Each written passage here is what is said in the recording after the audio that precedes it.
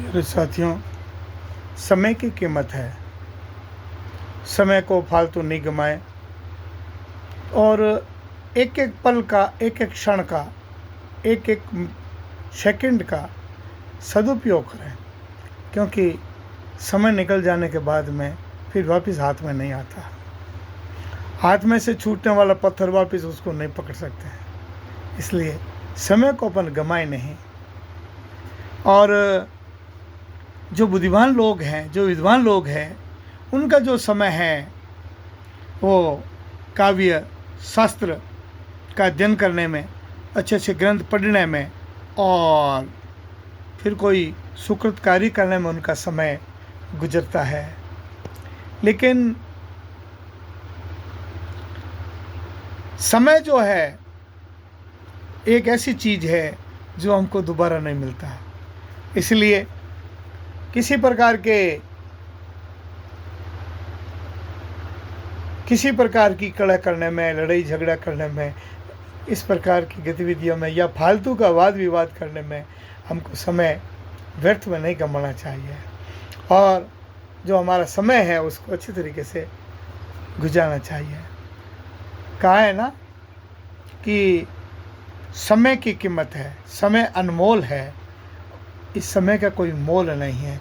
यह वह समय है जिस समय हम इतना बड़ा काम कर देते हैं जिसका कोई मूल्य नहीं होता है, और वही समय होता है जब हम उस समय के अंदर इतनी बड़ी चीज़ खो देते हैं जिसका कोई मोल नहीं होता है। इसलिए हमेशा सज्जन पुरुष, विद्वान जो लोग हैं, वो समय काव्य शास्त्र और ग्रंथों को, धार्मिक ग्रंथों का अध्ययन करने में समय बिताते हैं, शिक्षा लेने और देने के अंदर अपना समय गुजारते हैं।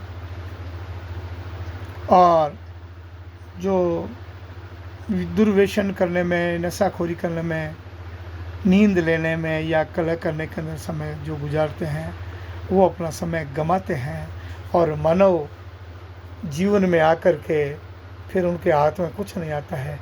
उनके हाथ खाली रह जाते हैं, उनको कोई प्रकार की सफलता नहीं मिलती। बाद में वो पछताते हैं कि मेरा जो मनुष्य जन्म है वो गंवा दिया, खो दिया।